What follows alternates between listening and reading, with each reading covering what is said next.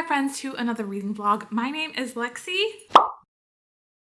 And it's been a while since I've mentioned my goals for 2024 reading wise. I did at the beginning of the year post a video about the goals that I had for myself this year. And one of those goals was to read bigger books. I made an entire infographic at the very beginning of the year of all the books that I wanted to read that were over 500 pages. That's kind of my criteria of how I'm going to measure success for this or not. And I'll put that infographic on the screen here. I have been keeping up with this challenge this year, and I figured let's use this video as a way to continue to make progress. And I feel like the best way to make progress with this is by reading sequels. Now, a lot of the books that I pick up that are series tend to be bigger and thicker books. And there are two series in particular that the second book in the series are a little bit thick. So the first one that I want to read is The Well of Ascension by Brandon Sanderson. This is a series I started reading all the way back in 2015, 2016. I first read The Final Empire back then, and I really liked it. I gave it 4 stars. And a few vlogs ago, I reread The Final Emperor, and I still really, really liked it. So I figured let's challenge myself and read the second book, which is The Well of Ascension. Because this Well of Ascension was something that I also picked up back in like 2016, 2017 because I wanted to continue on with the series. But I got overwhelmed by how many pages it is. And the next book that I want to pick up is Taming the Wolves. Now, this is a sequel to Stolen by the Wolves, and Stolen by the Wolves is a Viking Omegaverse story. It's a bit of fantasy mixed with the Omegaverse, if you know what that is. That first book was like 300 pages, and I really loved it. I read it in like a day. But what's been putting it off and picking up the sequel is that the sequel is 600 pages. So we have The Final Empire that is a little over 700 pages, and then we have Tame the Wolves, which is 600 pages. So that in and of itself is going to be really challenging for me. Now, the third and final book that I want to pick up is The Wicked King. Now, this is a book that's not big. I think it's a little over 300 pages. But I absolutely love the first book, The Cruel Prince. And I read that earlier in the summer, and I really, really want to continue with that series. I'm going to use this video to kill 2 birds with 1 stone. So the first one is to read big books and really tackle that challenge that I have. And the other challenge that this video will complete is continuing on series that I have put off for a while, or things that like just intimidate me. I'm really excited to get started. I don't know which one I'm going to start with first, but you guys will know in the next clip. So let's go ahead and get started. I'm back with an update for Well of Ascension. I am almost halfway through the book, or maybe just a little bit halfway through it. Also, did I take a shower and fix my hair just so I can give you this update? Yes, I did. I am so pleasantly surprised because I am loving this book right now. I actually tried to read this book like way back when, I think maybe 2017. I remember trying to read it like shortly after I had finished reading The Final Empire for the first time, but then I got overwhelmed by how long this book was and I like kind of put it down. I am just going to give you a general synopsis of what's going on in this book.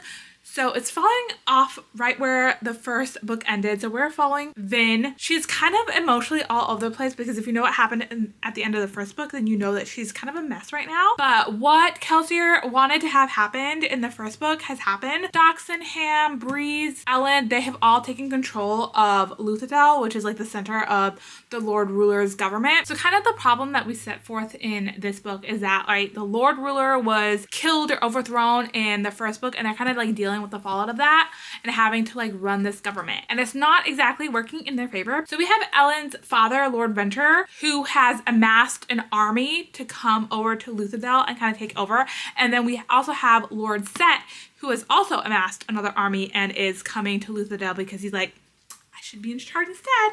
So there are these 2 armies that have kind of like camped outside of Luthadel, and Vin and Ellen, Doxson, Breeze, Hammond, Clubs, they're all just like, what are we supposed to do? So that's kind of what the plot of this first book, but also with the fallout of the Lord Ruler's demise, Vin has been left wondering like kind of like what he said to her at the very end. He was like, you don't know what's coming for you. I was protecting you all. And at the end of the first book, she was like, that seems kind of ominous. So things have been happening magically around in this like empire that's kind of like strange. The myths have been acting strange. There's also this creature there. Think of them as like giant like blue guys that are not very smart. And they're also like amassing another army to come to Luthadel. So there's like really 3 armies that are like, we're coming to take you down. And so Vin is really obsessed with trying to figure out out what was the Lord Ruler like talking about, and him dying, how does that impact us and like the magic, and what did he actually do? So she's been consumed about finding the Well of Ascension, because in the previous book, the Well of Ascension is what really gave the Lord Ruler his powers. And she is thinking that everything that's acting weird, like the creatures, the mist, has to do with the Well of Ascension. So she's kind of like trying to figure out that puzzle piece. And then also she has made her companion, like in the first book, there was this guy that was disguised. He's kind of like a shapeshifter, but he was disguised as a lord and kind of like infiltrated the like nobility, that has now taken a new form in this book, and he's being called Ursur. So he's become like Finn's companion. So she has made him take over the body of a dog. So it's like more inconspicuous as they go around, is like he's kind of like her savior. He's kind of like her protector, or her eyes and ears on the streets. That's pretty much all I want to give you for a rough, non-spoilery plot synopsis of this book. So I'm going to go into a little bit of spoilers right now. Now that I'm a little bit halfway through, I think, and we've made it to the point where they feel like there is a spy amongst them, because the thing about Ursur, or like his kind, is that in order for them to shapeshift, they have to take over the bones, or like eat somebody that's already dead. They have this contract where they serve humans, and the contract cannot be broken. So Ursur is contracted to Vin. When they're at the castle, they find some bones. So they're like, oh my God, they think a shapeshifter is among us. And let me tell you, I think I know who the shapeshifter is. I think it's Ursur. I think he's a double agent. But then the other thing that I was mentioning before, Vin is trying to find the Well of Ascension, and I think the Well of Ascension is actually bad. I think that the Well of Ascension is going to release something into the world that is going to be really bad. But those are just my theories and my like plotting out. The other thing is that there's this metal called atium, where the Alamancers, if they take it, they can see into the future for a little bit. They don't know where the Lord Ruler stores are. So that's another problem, because nobody's attacking the city, like those 3 armies that I have mentioned before, because they're like, we need to figure out what the atium is first, and then we will attack. But anyway, I'm loving this book so far. That's all I want to say right now, because I don't want to get ahead of myself. So why don't I go ahead and finish this book, and then I will check up with you guys later. I finished it, you guys. I finished it. Also, my hair is very greasy right now, so this hood actually will be staying on my head. Also, am I wearing the same thing that I wore in my previous update? Yes, 100%. Has it been a couple days? Also, yes, leave it alone. I finished it, and I have to say that I love it. I think I'm gonna give it 5 stars, and that is a little bit stunning for me, because I'm not someone who gives that 5 stars a lot, and I just want to say I was right. I was right. If you watched the spoiler bit in my previous update, then you know the true things that I was predicting. I was right. I was right. I just think that Brandon Sanderson has such a way with developing these characters and developing these worlds and just writing a plot that is so good. This entire book, Vin was kind of mourning the loss of a certain person. If you know, you know. And she just kept thinking, if he was here, he would know what to do. Even the other members of the team were thinking the same thing, like Dachshund, Ham, Breeze, Clubs. They were all thinking the same thing. They were like, if this one person was here, they were like, he would know what to do. He would know what to do. He'd know how to solve the problem between the 3 armies that are coming to attack them. And they had a little bit of a break of faith, if you will, because they were like, maybe things were better under the Lord Ruler. We met new characters. Thindwell, who's become one of my favorite characters. And then Sazed made a reappearance in this book. I love that for us. And then more of the Alamantic powers, or the mystery behind it, or like the magic system was like revealed to us. And the end of the first book, when we had that little like plot reveal over the writing of that like diary or journal, more of that was like revealed into this book. It just blows my mind the way that Brandon Sanderson has been able to like plot this through. Also, we have lost RIP some of the characters at the end of this book, and it made me so sad. When I finished this book, I immediately wanted to pick up book 3. And book 3 is just as long as this one. Maybe it's even a little bit longer. I don't know. It's on my bookshelf right now. But this is one of the very few books, and I don't say this a lot, that I think Brandon Sanderson actually needed the amount of pages that he wrote to tell the story. All of his previous books, I've been like, cut out 100, 200 pages and it would have been a lot better. But no, I think this is the one. I feel like he was finally able to master the correct number of pages in order to tell the story. And I don't want to say I'm surprised, but I'm just shocked, because I think the first book I gave 4 stars, I read it twice. This one, when I finished it, I immediately was like, give me the rest. give me the rest. I think I'm gonna have to do like a part 2 or make this a series on my channel where I continue to read sequels to books so that I can finish them, because this in and of itself was really overwhelming for me. I think I mentioned in my previous update that I tried to read this book maybe like 7 years ago, but I put it away because I was just overwhelmed by how many pages that this was. But I'm so glad that I conquered my fear of big books. My challenge this year that I've been doing has been helping with that. I immediately put a library hold for the audiobook for the 3rd book because I definitely want to read that. So I think what we're gonna do next is that we're gonna read The Wicked King by Holly Black. I read The Cruel Prince a few months ago. I don't remember when, but it was kind of early on in the year. And The Wicked King I think is maybe like around 300 pages. So maybe I just need a story that's a bit shorter. It is YA, so my brain will be able to like process that more than like a Brandon Sanderson book. So why don't we go ahead and get started with that next. Guys, I'm here to give you an update. Also, this hat will be staying on my head during this update because my hair is very greasy. It is also like 9 a.m. in the morning and I could have taken the time to look a little better, but I did not. I finished Wicked King last night. I did not intend to read this in one sitting, but that is what happened because this book is just so much fun. So what is this book about? We're following Jude, Taryn, and Vivi. They were born in the mortal world, but however in the first book we find out that their mom is actually a fairy and she had a husband in fairyland. So her firstborn daughter, which is Vivi, is actually a full fairy. And so when they were kids, the biological father of Vivi decided to come hunting after them, and he ends up killing the mom and the dad and takes Vivi, Taryn, and Jude to fairyland. Jude and Taryn are human, but they grow up in fairyland, and like I said previously, Vivi is half fairy. Being immortal in fairyland is not a good time because you can easily be tricked and magicked by the fairies. Like they have like spells placed on you, or glamored, I guess is the right word. Jude grew up knowing that she was like inferior to all the other fairies. In the first book, she was just kind of like on this mission to find her place. And in the first book, the king, I think his name's Eldred, decided to abdicate his throne. And so his kids were going to take over. In fairyland, it's not by biological order like you would think for normal royalty, but it's who he picks to be the next king. There was like the struggle over the throne. A lot of the king's children were like killed. Jude was on this mission to put Cardan, who is one of the king's sons, on the throne. It's kind of like the plot twist of the first book is that she puts him on the throne, but she has the ability to command him, and I actually forget how she gets the spell or this ability to command him and like order him around. So like she is really actually the silent ruler over fairyland. In this second book, we are kind of like dealing with the fallout of that, of Cardan being the prince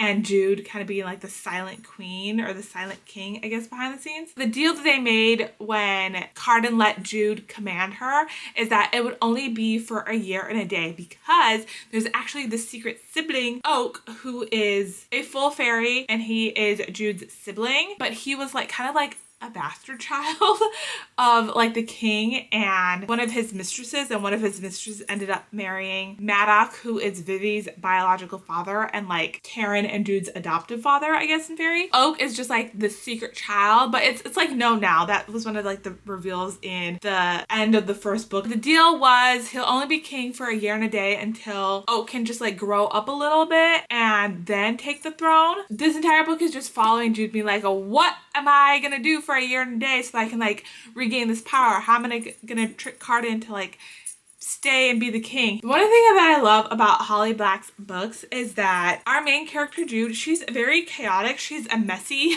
kind of person, and this entire book she was like coming up with schemes and plans that were pretty much like failing her, but then she did kind of like get the heads up on some things. And the ending of this book is what hooked me and gripped me, because I want to say like maybe like a third of the way left throughout this book I was like gripped. It was giving me anxiety because I wanted to know how this ended, and that ending, she hits, she slaps. Because I don't think that I mentioned that Cardan and Jude kind of have like this romance. It felt like it came out of nowhere in the first book, but it was like really more developed here.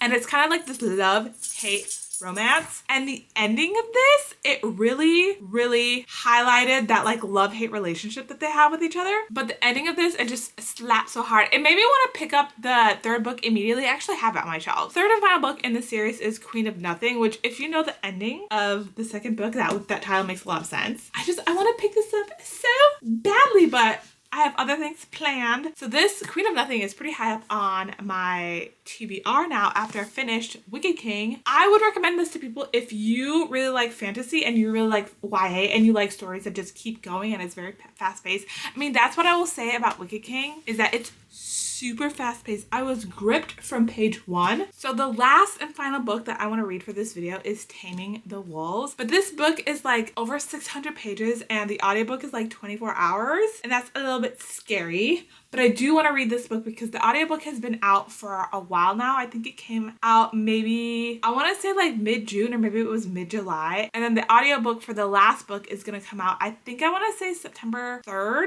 So I'm going to fall behind on the series if I don't pick this one up next. And I just really want to read this one. So we're going to get started on this book today. And I will check up with you guys maybe when I haven't finished this book or maybe when halfway through. I don't know yet. We'll see if I like this book as much as I like the first one. Hi guys, I meant to check up with you a lot sooner, but this thing happened where I'm almost done with Taming the Wolves. I think I have like 100 pages or so left. I have just been reading, and I think what has been helping me get through this 600 page behemoth is that it's currently Labor Day weekend.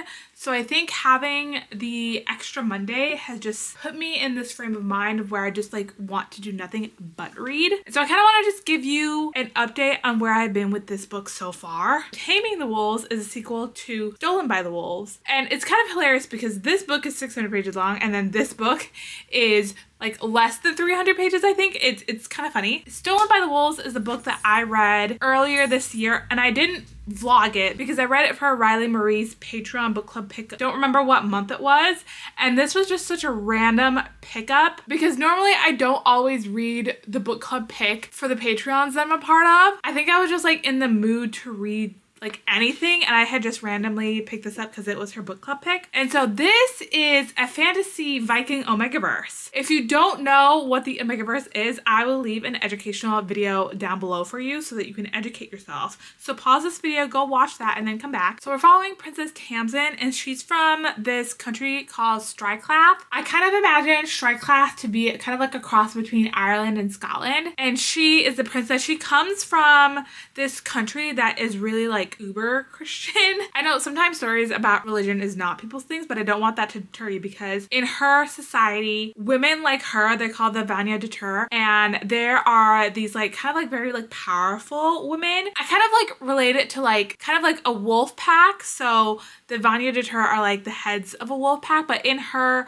like country, they're treated as like lower that, or they're treated like they're cursed because very much like when you think of like wolves go into heat. And when the Vanya de Tur women go into heat, it attracts all the other males and they're called cursed males. So these are men who can go into like a craze or in a rage when the moon is at its peak. And it gives you very strong sexual urges. So that happens to the men and the women. Like this book has a lot to do with sex, frankly, but in her country, because they're super Christian, they're like, oh my god, sex is wrong, we can't, it's immoral, it's lewd, that's not a thing that we can like get into. So her and her cousin Eorman is promised to this other like country as like brides. So this other country is called, I think it's Dalriada, and they come and pick her up in Eorman and they bring like a clan of like monks to come and pick them up because they're gonna go like kind of like in the old days where like women were married off for alliances, but the monks are actually Vikings in disguise, and the plan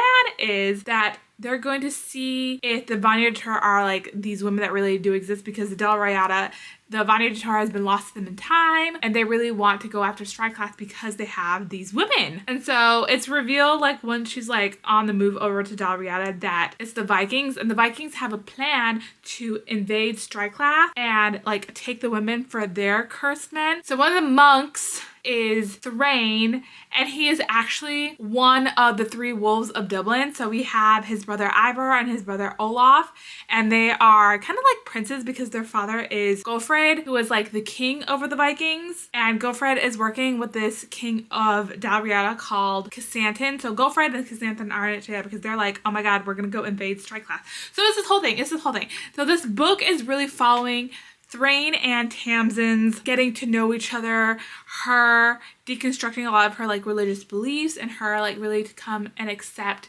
like her heat and Thrain and like really like developing feelings for each other. I know I just made that synopsis sound kind of insane, but trust me, it's good because I gave it 5 stars. So this book ends on a bit of a cliffhanger because someone dies and now Tamsin and Thrain are in trouble. Book 2 picks up right where book 1 leaves off. And so now King Chrysanthemum's like, oh my god, you killed off this like really important member of my family.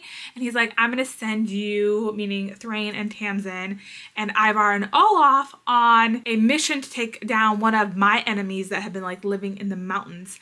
But this entire story is really about Thrain and Tamsin like falling in love with each other, and Tamsin finding some hidden like magical powers that she has as a Vanya de Tur. And so this lays out really the love between Thrain and Tamsin and them admitting it to each other, but we're also introducing Ivar. I do want to say that even though I just said that Thrain, Ivar, and Olaf are brothers, they're not blood related. Ivar is getting welcomed to Tamsin's pack because she's kind of like developing one. So it is reverse harem. I think what this book is doing is that we've already solidly built the relation between Thrain and Tamsin in the first book and then halfway through the second book, but we're introducing Ivar as a second member of her reverse harem. And I think that maybe the third book, I have it up on my shelf somewhere, is gonna be really Tamsin and Ivar like falling in love. And I want to say like the fourth book is gonna like introduce Olaf as another lover. See, here's the thing about this book. Even though it is reverse harem, and I have read reverse harem before, if you've seen my hockey romance video, then you would know that Pucking Around is a reverse harem book, and I did not like that book at all. I gave it 1 star. But this is an example of a book that's doing reverse harem really well because it's taking the time to really build up why she's taking these 3 men into her pack and letting us believe in the fantasy, whereas like Pucking Around, they just all immediately fell into bed with each other and they were just like, it's fine. Whereas like they are really kind of like emotionally going through it to accept this reverse harem. And the other thing that I like about this book is that there's a fantasy element to it. So it's not just like straight sex for 90% of the book, because I want to say that the first book, Stolen by Wolves, there was some spice, but there were no sex scenes between Thrain and Tamsin. And this book, I want to say it's well seasoned because there is a lot of spice between Thrain and Tamsin, but it's like still like well done and tastefully done and not overtly crude, I think, like Pucking Around. So far, I think that this book is sitting at maybe like a 4 star for me, because I do think in some areas it's unnecessarily long. And then my other gripe with this book is because I'm like listening to the audio along with it, is that it's a dual narrated, and the male narrator that's narrating Thrain's voice, he does have a really thick, I want to say Irish Scottish accent, and it's so thick that I have to like slow him down a lot while I'm listening to it. Like the speed that I want to listen to the male narrator and the female narrator are not the same. So that is one thing to be wary of when you read this book. But like I said, I have like 100 pages left, so I'm gonna go finish this and then I will give you guys an update once I am done. Guys, I have finished Taming the Wolves and I think I'm gonna give it 4 stars. I really enjoyed the story between Thrain and Tamsin. I mean, the previous book we left off with Thrain murdering Tamsin's husband, but that's okay, we didn't like that guy, and them having to atone for their sins, if you will, or at least make the king happy. So we're following them trying to make peace with the king, but also the impending war between the Vikings and the Stryclaff. I appreciate the author spending the time to really build the relationship between Thrain and Tamsin and then slowly introducing the reverse harem situation, because we got a little bit of Ivar in this book. He is fully in it. He was like, yes ma'am, you will be my leader. But then we have Olaf, who's very hesitant because he was married before, and he's like, I don't know if I want to get involved with all of that again. I just really love the way that the author is blending Omegaverse and this fantasy novel all together while still keeping it interesting and not sacrificing either one of those genres. If you are afraid of the Omegaverse, I feel like this is a good way to introduce yourself to it. Also, I cannot wait to get to the 3rd book because Ivar seems to have like a lot of potential and I really want to give him a chance. I feel like the 3rd book is really going to start to build in this reverse harem. This book did it just a little bit. It had like a little touch of it. But I think the third book is really going to go into Ivar's story, and then I hope the fourth book is going to go into Olaf, because Olaf seems very interesting as a character. Also, I read all 600 pages over the course of like 3 days, which I know it's a lot to read, but it was over the holiday weekend. While we're here, we might as well just wrap up all the books that I read for this video. I'm gonna give 5 stars, and that's so surprising to me because this is YA, and this is a sequel to a book that I previously liked before that I had like done to give YA a second chance.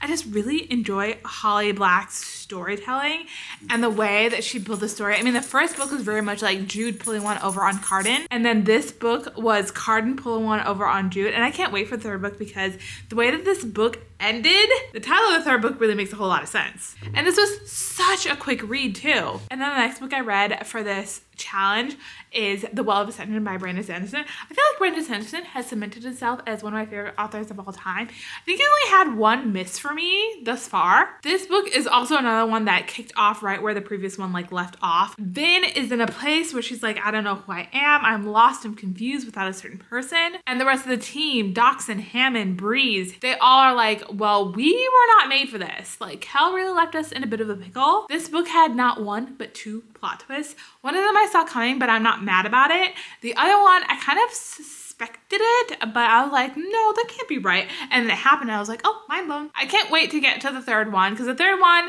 Hero of Ages, is pretty much like wrapping up the first part of this world. And then there are 4 books that takes place, I think like 200 or 300 years in the future events of like this book, which that kind of makes me nervous because I'm like, I'm very, very attached to the characters in this book. I'm very dedicated to Vin and Ellen's story and the whole thief pack here. And then the last book that I read for this challenge is Taming the Wolves. And this one I'm gonna give 4 stars, like I already mentioned before. I don't know if I mentioned that I'm gonna give Well of Ascension 5 stars, but it's a 5-star book for me. This is not normally the way that sequels or reading in general goes for me, because I'm a very picky and critical reader and I don't like anything. So to find 2 5 stars and a 4-star is kind of like shocking to me. But I'm so happy that I did this challenge, and I think I might make this a regular series about reading series on my channel, because I don't really pick up series or the sequels to a series a whole lot, and I've started a whole bunch of series and I want to finish a bunch of them too because I've been enjoying the series that I've been picking up. So that's it. That's all that I have for you guys. If you enjoyed this video and you enjoy what I read, or if you're looking to pick up any of the series that I'm reading here,